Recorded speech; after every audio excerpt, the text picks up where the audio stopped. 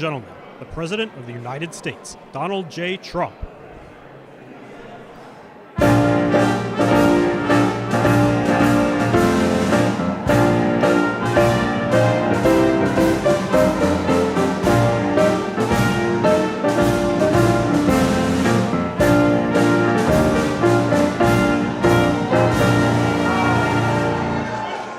This is a nice full room. You know, we have a ballroom being built right now. So in about a year and a half, we'll be able to have about, I'd say, 10 times the number. You can invite some friends that couldn't make it today because, frankly, this was a sold-out crowd. Has been ever since I've been president. Every year it's been sold out. So a lot of great friends. Here's your knockout panel, okay, for those that are interested. See that curtain?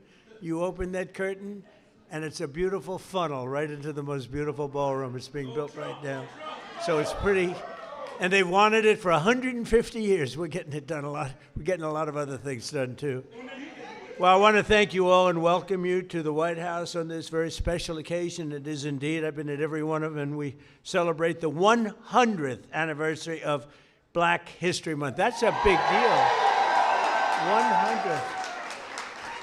Wow, that's sort of special, the 100th. That's about as, like 150 is good, but 200 is better, right? 100 is better. I want to begin by expressing our sadness at the passing of a person who I knew very well. Jesse was a piece of work, I want to tell you. He was a piece of work, but he was a good man. He was a real hero, and I just want to pay my highest respects to Reverend Jesse Jackson. He's a good man. He was actually, as you got to know him, he got better and better all the time. A lot of people, you get to know them, they get worse and worse. Jesse got better and better. But I knew him well long before becoming president, and he really was special with lots of personality, grit, and street smarts. You would say Jesse had serious street smarts, right? A very important ingredient to life, I will tell you. He was gregarious and someone who truly loved people and a force of nature. He was somebody that we're going to greatly miss. And on behalf of everyone here today, I know you join me in sending our condolences to the entire family. Got a great family. We're also honored to be joined this afternoon by many exceptional African-American leaders and patriots, including Secretary Scott Turner, recommended. Where is Scott? Where is Scott? Will you come up here, Scott? He was recommended by somebody who's very special to me, Ben Carson. Ben Carson. Where's Ben? Where's Ben? Come on up here, Ben. Come here. I got to get here. And his wonderful wife, Candy. Candy, I'm going to steal Ben for a second because, you know, Ben recommended Scott. And when Ben recommends somebody, I just do it.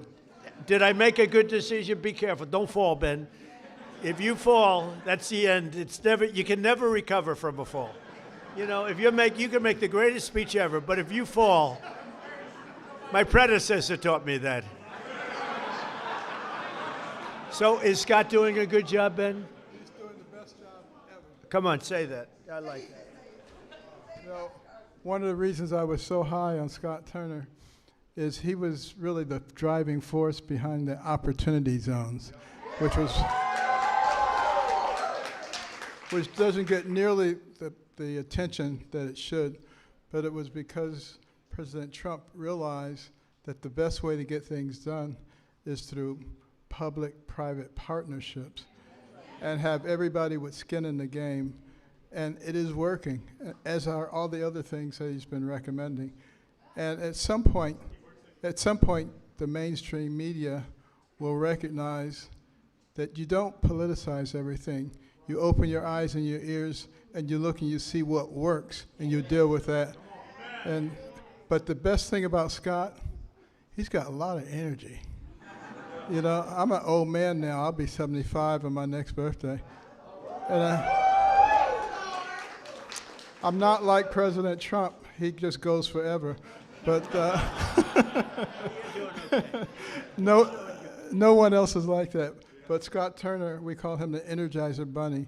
and he is doing a fantastic job, and I want to congratulate all the people at HUD because most of them have come back and continued with what we were doing during the first Trump term, and it's fantastic. Thank you very much, Scott.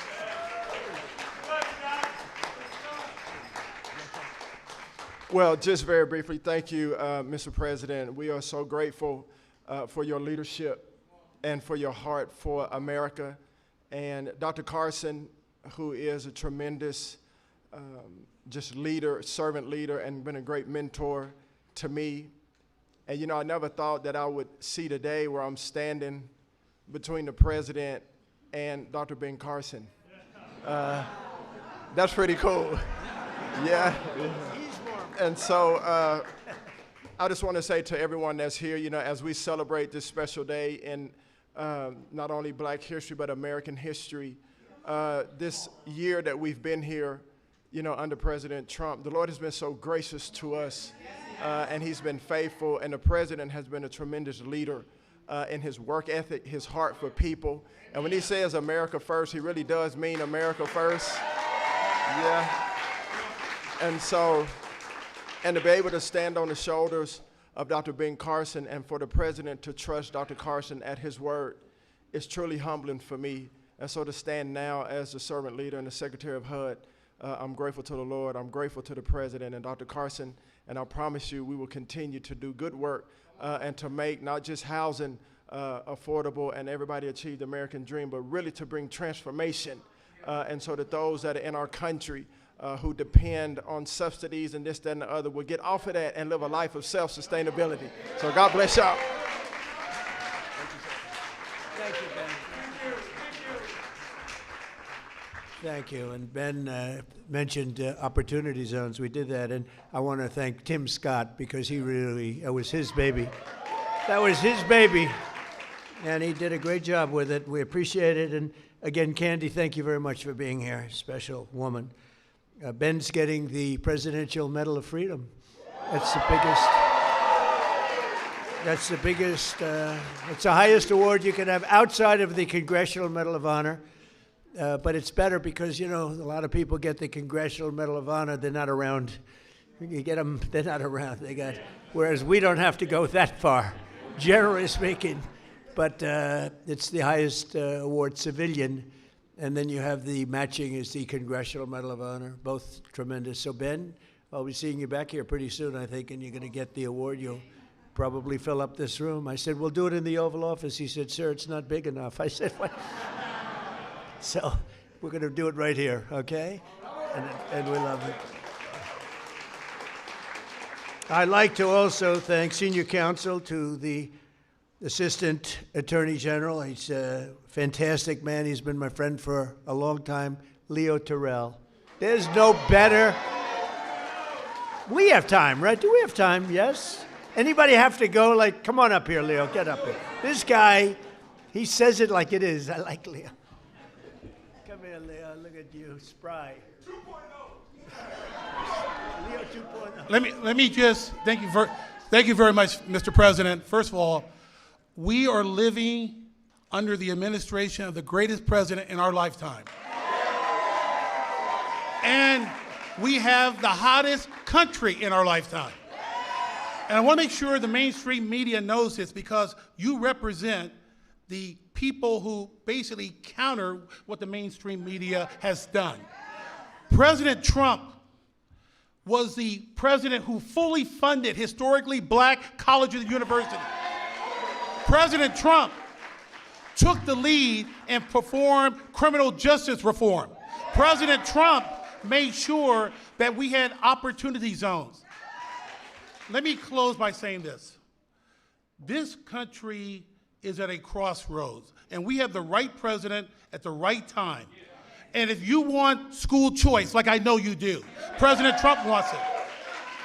If you want a law and order society and secure border, President Trump wants that. And more importantly, I say this because this is the greatest country on the planet. American citizens should decide American election. Vote for the SAVE Act. Thank you. Leo 2.0. We love. We love Leo. Thank you, Leo. That was very good. Yeah, 4 more years.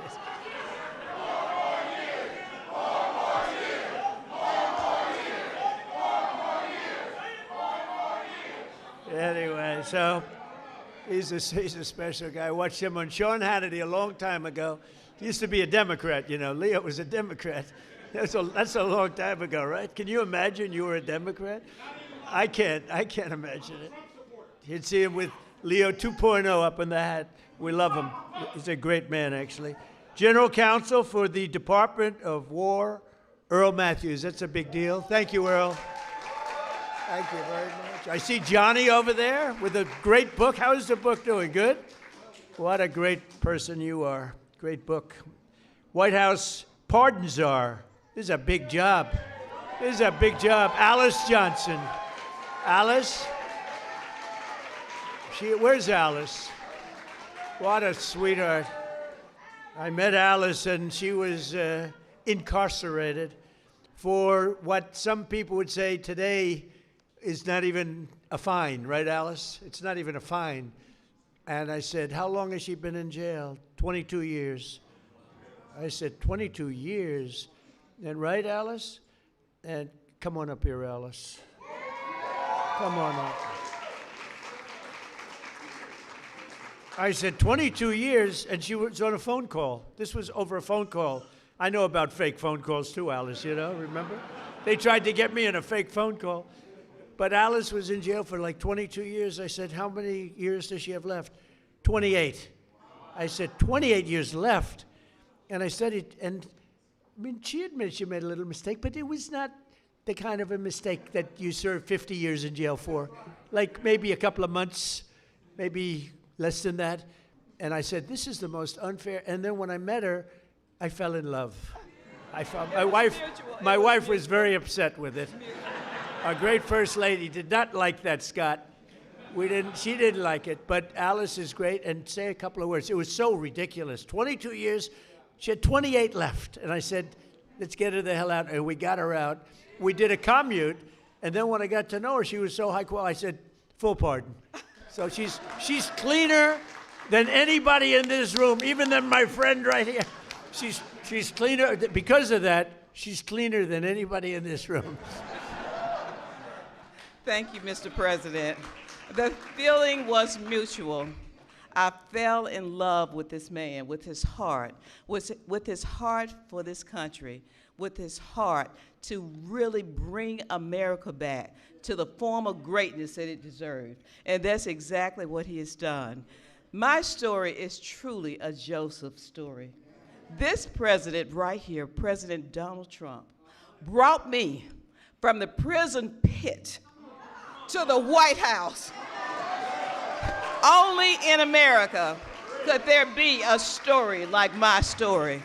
And President Trump is the only president who would have had the courage to bring someone like me, someone who received a second chance, but who knows more than someone who has sit among the captives, than someone who has been in captivity themselves.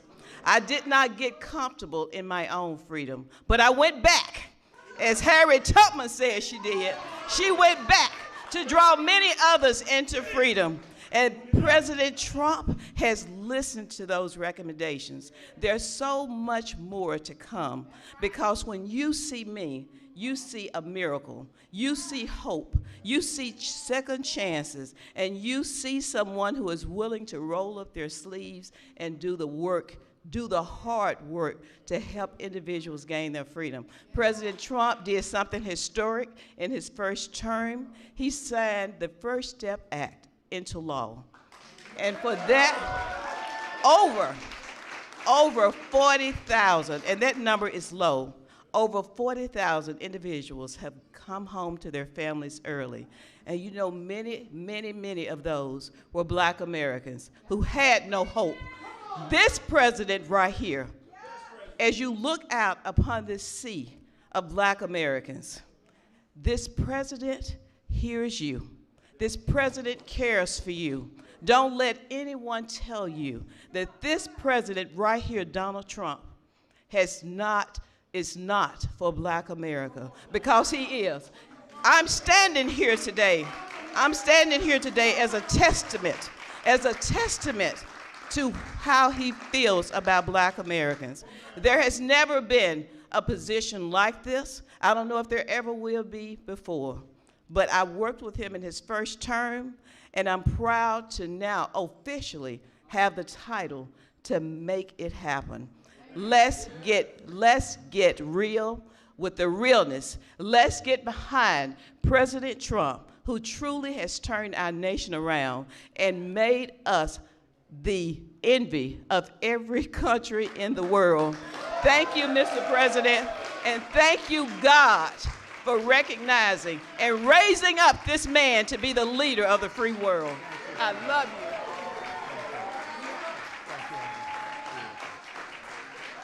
Great woman. You know, when I was looking for a pardon person, like a pardon czar, they gave me somebody from Harvard, somebody from Yale, somebody from Princeton, somebody from Penn, somebody from Stanford. And I said, do you know anything about it? Well, we can learn. You know, they can learn. And when I met Alice, I said, she's better than these people. And she's done a fantastic job. You know, I said to Alice, I said, so I'm looking for people like you to let out. How many people are there like you? She said, many. I said, many in jail? Think of it, 22 years she was in jail, and she had 28 years to go on a phone call. You admit you did a little something wrong, right? But it was like, okay, it wasn't 50 years.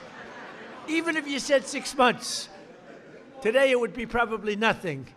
But even if you said some little time, but I said, I'm looking for other people like you. How many are there? Many. Then I was worried, because I said, well, maybe she's going to say everybody should be let out. We're not a believer in that. I said, so Alice, are there people that shouldn't be? You met a lot of people, right? Are there people that shouldn't be let out? Absolutely. Then I felt better, because there are some bad ones in there too, right? But you are fantastic, and you've been great and so respected all over the country, all over the world, in a sense. You've become a very big story. Thank you very much, Alice. I appreciate it. And we have Lynn Patton. Lynn, thank you. You've been such a help. And Kelly Mitchell, thank you, Kelly. Thank you. Where's Kelly? Thank you, Kelly. And we have Dr. Alveda King. Thank you, darling. Thank you. You've been with me from day one, right? From day one, she's been there. She's been fighting for me, and I fight for her. I don't have to do too much fighting for her. She takes care of herself. Thank you. Thank you. We can say Merry Christmas is right. Thank you. Thank you for all that support for years, right? Even before Alice, a long time, years before Alice, right? Thank you, darling. Corinne Rankin, thank you very much. Thank you very much. Thank you, Corinne. And Deontay Johnson, thank you. And a man who's been with me for a long time, and he's never asked me for a thing. Bruce, thank you very much. Bruce Lavelle, thank you very much. I wasn't sure if they had your name down here, Bruce. I was going to mention you anyway, okay? But they had your name. They did a job, finally. They always leave a lot of names out, and that bothers me.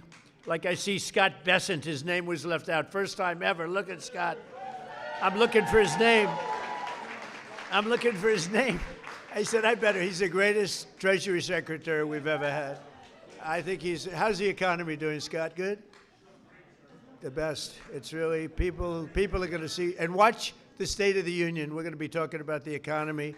We inherited a mess, and now we have prices way down. We have energy way down. Gasoline is now breaking $2 a gallon in many places, and it's been actually amazing, but Scott's fantastic. I don't want to forget to mention him. I'd be in big trouble. All of a sudden, the economy would turn bad on us. I'd say, what happened? It was Scott. Thank you, Scott. And Secretary Lori Chavez de Reamer. Lori, thank you very much. Secretary of Labor, Assistant Attorney General Harmeet Diller. How are you doing? How are you doing with Harvard? How are you doing with Harvard? You know, Harvard's extremely discriminatory, unfortunately. and it's working good. Harmeeta's on their trail, right? Good, good. You keep suing them. The hell with them. I like the historically black colleges and universities, which I saved. Leo 2.0 said it, but which I saved. We saved them. They had no funding, and every year they'd come back, and I got to know some of the heads, and every year they'd come back, and after my third year, first term, I said, you guys keep coming back. Why do you keep coming back? He said, we have to come back every year. For years and years, they had to come back. And one of them said, one of the heads, a great guy, said, they make us feel like beggars. We have to come back. I said, I'm going to get you long-term financing. And I got it for them. And I said, the only bad thing, I'll never see you guys again. I haven't seen too many of them. But we took care of the historically black colleges and universities, right? And it was a great thing to do. And so many others are in the audience that are just friends of mine. I look at them, so many. But if I introduce all of you, we're going to be here a long time, and that's unacceptable. Not only are we celebrating the century of Black History Month, also, as you know, this year we'll also be celebrating the 250th anniversary of our nation's founding. And the good thing, when they cheated on the election, they made me wait 4 years, and because I waited 4 years, I get the 250th year. I get the Olympics, which I was the one that got it, and I get the World Cup. So I got the World Cup, and I said, you know, it's too bad before all this nonsense took place. I said, it's too bad. I got the World Cup to come here. Johnny, another Johnny, we got the World Cup. It was fantastic, the head of it, one of the great people. And I said, the only bad part is I won't be in office because my 4 years will be up. This would have been the more traditional route. And then they cheated on the election, and I said, now we won by so much. We won by millions of votes, but they cheated. It was during a COVID period, and they cheated. And we did it again, and we made it too big to rig, too big to rig. And by doing that, I ended up getting the Olympics. Because we were responsible for both of them. And we're going to have a great year, but we're going to have a great 3 years. We're going to have hopefully we're going to have a great century, because that's ultimately what it is. We'll get it started. But as we honor America's 250, and I can't say that I got the 250. I tried doing that a couple of times, Bruce. I said, I got the Olympics, I got the World Cup, and I got the 250th year. They said, you didn't do that. I said, you're right about that. I didn't do 250. We happened to be here at the right time. That's all that was. But we thank God for the strength and courage and grit and devotion of black Americans who have helped make America the most powerful country in the history of the world we now have. And you saw that with our attack a few weeks ago on Venezuela. We have the greatest military in the world. We make the greatest equipment in the world. There's nobody even close. Nearly 10,000 African Americans fought for the Patriot cause in the Revolutionary War. Did you know that? 10,000, and it's actually a number I've heard higher than that, helping secure our independence in every generation since, from the Buffalo Soldiers to the Tuskegee Airmen. Black Americans have stepped forward to defend the flag and to defend our country like few others, really, like few others. And you've never really been given the recognition that you should get for that. You know that, Ben? I don't think a lot of people have given the kind of recognition, but everyone knows all about the Tuskegee Airmen. They were great and amazing. The Buffalo Soldiers, do you know the Buffalo Soldiers? Good stuff, right? From jazz to the blues, that you do get recognition for. Jazz, the blues, from rock and roll to rap, black artists like Chuck Berry, Muddy Waters. How about Nicki Minaj? Do we love Nicki Minaj? Right? I love Nicki Minaj. She was here a couple of weeks ago. She's so beautiful. Her skin's so beautiful. I said, Nicki is so beautiful. Her nails are like that long. I said, Nicki, are they real? She said, she didn't want to get into that. But she was so beautiful and so great, and she gets it, more importantly, frankly, she gets it. But black leaders, from Frederick Douglass to Martin Luther King, right? Little relative over here. have made our country freer, and really what they've really done is made life more just. And black athletes have inspired billions around the globe, from Sugar Ray Robinson, Sugar Ray Leonard also, by the way, great, what a great fighter. Muhammad Ali, who was a friend of mine. I put a picture of myself and Muhammad. He was another piece of work. You talk about a piece of work. But he could fight, couldn't he, huh? Mike Tyson, boy, I tell you, Mike has been loyal to me. Whenever they come out, they say, Trump's a racist. You know, it's like a statement. Trump's a racist. Mike Tyson goes, he's not a racist. He's my friend. He's been there from the beginning, good times and bad. But Mike Tyson's a great guy, and he was so loyal, always been loyal. And Herschel Walker, speaking about loyal, how good a football player was Herschel? Herschel Walker, now he's ambassador to the Bahamas. I don't know, Bahamas, Bermuda, is he Bahamas, whatever. It's nice, a nice place. You'd like that, Bruce, wouldn't you? Bruce wants it. And a guy I became really, he liked Trump, Jim Brown. He was tough. He'd come in, he was very silent. He was silent but deadly. He'd come in and he'd look at people, and if he didn't like them, he'd just look at me and he'd go, it's no good.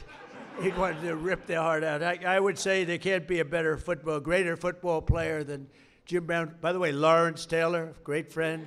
The great Lawrence Taylor, the greatest defensive player probably in the history of football. He's a great friend of mine. But I'm longer off the tee than him. You know why? Because I take the club back further. He takes the club back this far, and he hits it 200 yards. When you can do that, you're strong. He is a great guy, I'll tell you that. And all of this is a part of the legacy that we celebrate on July 4th, 2026, because Black History Month is really all about American history. And this is a big year. This is a big year for you. During my first term, I was honored to deliver unprecedented victories for Black Americans and all Americans, frankly. But Black Americans, I single-handedly secured record long-term funding for. I told you, the historically Black colleges and universities. I created nearly 9,000 opportunity zones with our great secretary. And also, I think we have to do, and as I said before, Tim Scott really, he came to me with that idea, and we put it into use, right, Scott? And I signed historic criminal justice reform into law. We got criminal justice reform. Just so you know, for 30 years, you, more than any other group of people, has been trying to get criminal justice reform, and they couldn't do it. And a group of people came to my office, and they asked me to do it. They couldn't get it. They needed 5 conservative votes in the Senate, and conservative was 5 conservative white votes in the Senate. And of the 5, all 5 of them were totally against, and I called them up, and they were great. They were great. And one of them was Senator John Kennedy, to be honest with you. He was not in favor of it, and I spoke to him, and he was 100%. He's a great senator, a great guy, and you know that he was a tremendous help. So we got criminal justice reform done and approved, and nobody thought it could be done. And it's no wonder that in 2024 we won more African American votes than any Republican presidential candidate in history. And just over 1 year ago, we had a dead country. We were a dead country. Scott just said it. We were dead as a doornail. We had an idiot as a president. We had a man that was not a president. Number one, he didn't win the election. He was not a president. Yeah, right. He was a real beauty, wasn't he? He allowed 25 million people into our country. Many of them should not have been here. And we've done. Now we have, by the way, we went from the worst border in history to the best, by far, the best border in history. But I had the support of many people, Bruce. I had the support of many people in this room, and we've got right now the hottest country anywhere in the world. King of Saudi Arabia told me that. He said, you were a dead country a year and a half ago. Now you're the hottest country. We're the hottest country right now anywhere in the world. And you're a big part of it. And you're a big beneficiary. I tell you what, take a look at your 401ks. Has anybody got a 401k that's lower than it was? Better put your hand down. Lower than it was a year ago? They're double. I mean, they are through the roof. The stock market has hit 53 all-time record highs since the election. And earlier this month, the Dow Jones Industrial Average rose above 50,000 for the first time ever, right, Scott? First time ever. And also, you know, they don't talk about this, the S&P broke 7,000. So when I got elected, they said, for the S&P to break 7,000 within 4 years would be a great achievement for the president. And for the Dow Jones to break 50,000 would be a great thing, but it's not possible. They were talking about in 4 years. Scott, they said in 4 years it would not be possible to break 50,000 or 7,000 under these two very important, call them a metrics. And you know what happened? We broke it before the end of my first year. So, right? So we did something. So they said we couldn't do it in 4 years. We did it in 1 year. More Americans are working today than at any time in American history. So we have more Americans right now working than at any time. And you know, when I say this stuff, I get the fake news back there, a lot of it. Thank you. I agree. Sometimes we have to be very careful because they actually go, and it's not pretty, Leo. We have to get Leo and the DOJ involved. But think of that, Leo, think of that. More Americans are working today than any time in history. And since I took office, African-American employment has increased by 182,000, the highest ever. Jobs. 182,000. Nearly 500,000 black Americans have rejoined the labor force since we took office. 500,000 wages for workers have increased $1,000, $2,000, even $3,000, and even sometimes, in some cases, $5,000 a year. That's faster than inflation. So wages have gone up at a much faster clip than inflation. We took over the worst inflation in the history of our country. They say 48 years or 49 years. I said that, you know, I said inflation under Biden has went up more than at any time in the history of our country. They said, he's not right about that. It's 49 years. I said, all right, I'll accept that too. Actually, I think it sounds worse, Harmeet. I think for some reason, because when you say the worst ever, but when you say the worst in 49 years, I'll take that, right? The fake news got me on that one. I think I was right, by the way, but I'll accept 48 or 49 years. But for the first time in many years, 100% of all net job creation is going to American-born citizens. Think of that, 100%. And in the last administration, it was going mostly to illegal aliens that came in, many of them murderers and others. Last summer, we passed the largest working-class tax cuts in the history of our country. That includes no tax on tips, no tax on overtime, no tax on Social Security for our great seniors. And you're going to see that. You know, it just kicked in on January 1st. You're going to see tremendous results, and they're already seeing it. And I think we're going to have GDPs. We're going to have numbers that nobody's ever seen before, Scott. Joining us this afternoon, and really somebody that is fantastic, Annetta Bradford. In 2019, Annetta and her husband opened an incredibly successful coffee shop in Arkansas named Hebrews 11:1. That's an interesting name.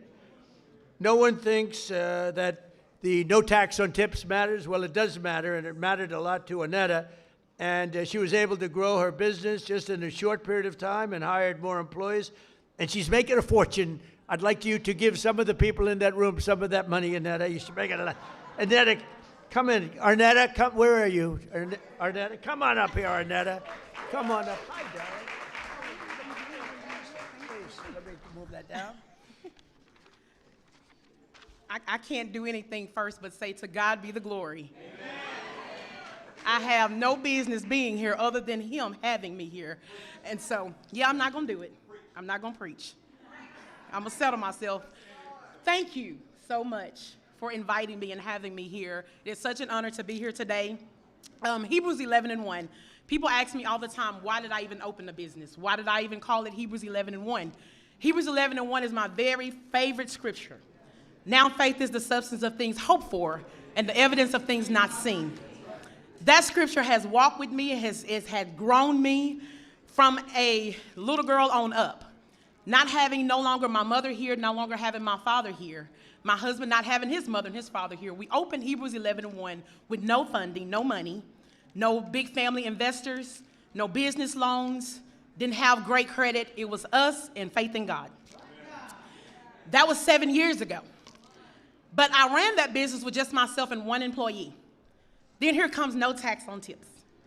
I was able to hire 7 more employees just by what she did. Not only that, I was able to open a second location on our college campus. Things are just going off simply because having now faith.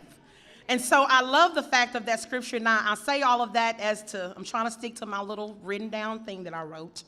I don't know how to do that so well. But as a small business owner, I understand how critical support is. I understand that you have to have the right people that make the right policies for us as small business owners.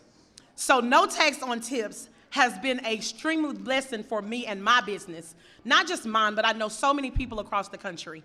I know a lot of us don't want to talk about the good part of it. We only want to share the negative, but I'm here today to tell you you've done a great thing. Thank you for just loving on us and showing us that even in small town Hope, Arkansas, and I have got to say this, I have the best governor in the world. I don't only just call Sarah my friend, I call her my sister. And so that's why I am here today to just tell you that no tax on tips has been an amazing blessing for me. President Trump has been an amazing blessing for me. And at the end of the day, Jesus has been an amazing blessing for me. I love you guys and thank you so much because I am a youth pastor, but I will not preach on today. I love y'all. Thank you so much. Thank you. Good job, huh? So thank you very much, Arnetta. And we can't provide opportunity for the next generation if we do not also have a thing called law and order. We need law and order. You know, Washington, D.C. is amazing. It was a crime capital. It was a horror show. A year ago, it was really dangerous, and now it's one of the safest cities anywhere in the country. And we're in Memphis, Tennessee now, where it's like a different world. In 4 months, we've made it safe. We're in Louisiana, as you know. We're in lots of other places, and we have the lowest crime numbers that we've had in many years. We have the lowest murder numbers in 125 years, since 1900. And that's despite the fact that a lot of people are here, but those people have been taken out. Lots of them have been taken out. That's why we stopped the invasion at the southern border. And just 1 year ago, and think of this, 1 year ago, we had the absolute worst border that we've ever had, and now we have the safest border that we've ever had. So it's going to be really something. 125 years ago, that's before my father was born. I had a wonderful father, but that was before. So we have, murders are down from 125 years. We had the best numbers. When you think about it, that's pretty incredible. And those numbers are made up by Democrats. Can you believe it? They don't want to give me those numbers. They can add a couple of people here and there. But I've also deployed the National Guard to bring back safety to Memphis and to New Orleans and Washington. And the National Guard has been incredible, and people are safe. In the case of Washington, the restaurants were all closing up. People were getting really badly hurt and killed, frankly. Many people killed. And now you can walk down the street and you have nothing to fear. We have one of the safest cities in the world. And it happened very fast, Bruce. One of those who knows the importance of this mission is Felicia Cook, a lifelong Washingtonian who tragically lost her grandson to violence in 2017. Felicia, we're so sorry, and you are a spectacular person. If you could say a few words, please. Thank you very much. Yes, come on in. Oh, yeah. Oh, help her up. We don't want any mistakes. Come on in. Thank you. Yes, you can. Thank you. That's so nice. I like her. Please. I like him too. One thing I like about him, he keeps it real just like Grandma. I appreciate that because I can trust him because he tells exactly how he feels and what he thinks. Thank God for this president. I am filled, my cup runneth over. Because he allowed his constituents, his people to come to my house to interview me, to talk about the murder of my grandson. It seemed like nobody cared. I'm an advocate for murder. I marched, I rallied, I pulled out other families in the District of Columbia that had murders and did not have answers. Ooh. We marched and we rallied, and nobody heard me, Democrats. Get mad at me. until this Republican sent his constituents, his people out there to interview me in my home. Have you ever heard of a thing? Then they invited me twice before Congress to testify for the beautiful bill that's going to change crime in the district. If you kill somebody, okay, you take a life, you do life. Just that simple. If you do a harsh crime, you do harsh time. Just that simple. And then we need National Guard, and which we did years ago. He brought it on. I love him. I don't want to hear nothing you got to say about that racist stuff. And don't be looking at me on the news hating on me because I'm standing up for somebody that deserves to be standing up for. Get off the man's back. Let him do his job. He's doing the right thing. Back up off of him. And Grandma said it.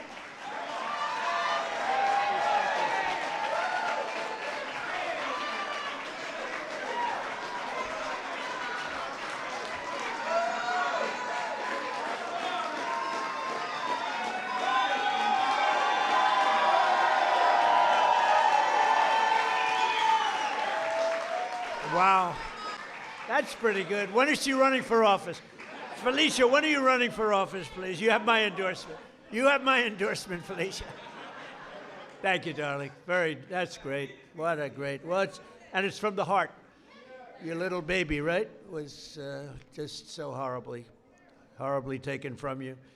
Under the Trump administration, we believe that no community should be abandoned to the scourge of violent crime, and we're saving thousands and thousands of lives in many cities. And frankly, if these radical left lunatic Democrats would come and say, please help us, please, we'd stop crimes all over the place. And we're doing it in a lot of cities. Sometimes we have to force ourselves upon them because they're so bad.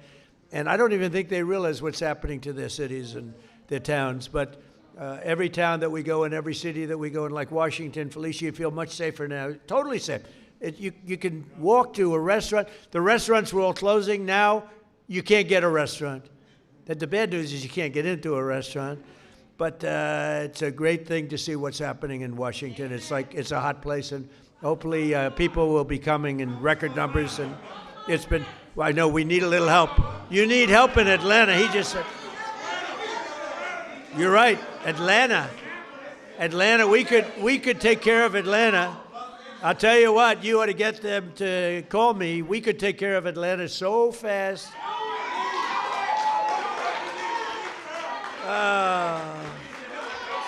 They don't want to call. They don't want to call because they don't want to admit it, and they'll never fix it themselves.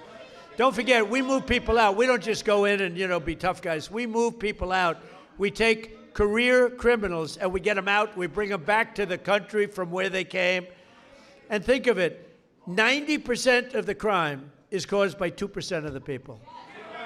Think of it. So when you get the criminals out, you solve a lot of problems. Another way that we're fulfilling our duty to the next generation is the single biggest thing that's happened having to do with schools and education. It's called school choice in our great, big, beautiful bill. Our beautiful bill, which really covers 4 years.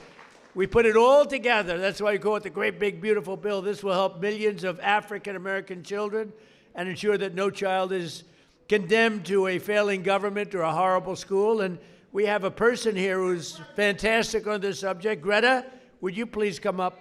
Please, Greta, come on up. Thank you. And her beautiful daughter. Thanks, Greta. Thank you very much. God bless you. Happy to meet you, darling. Well, I ditto, to God be the glory. And we're grateful for our president. He's doing some tremendous work. And I want to remind those that don't know that this was prophesied. So you weren't supposed to have the second term when it came about. This is your season.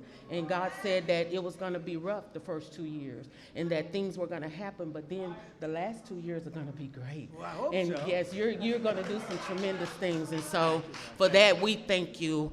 On behalf of all the mothers all around the world, I'm from Texas. I live in a zip code that I didn't have an opportunity to have a choice to go to school. And so when I raised my children, I wanted a better opportunity for them. And I'm so grateful to ACE scholarships and all the doors that the president is opening for education. My son was in a school that he didn't have any voice, and he found drugs in school, and he died. And so I'm here today to just show my appreciation for all the moms around the world. We have a choice now. This choice is so important to mothers. I have a child that, because I had a choice, she's in private school. She's thriving. She's thriving. She's going to be an anesthesiology nurse, and she's doing great. And ACE scholarships was a big part of that. Changing education changes everything. Thank you, sweetheart. Changing education changes everything. In my zip code, it feels like we were locked in a cage, and being locked in a cage and can't get out.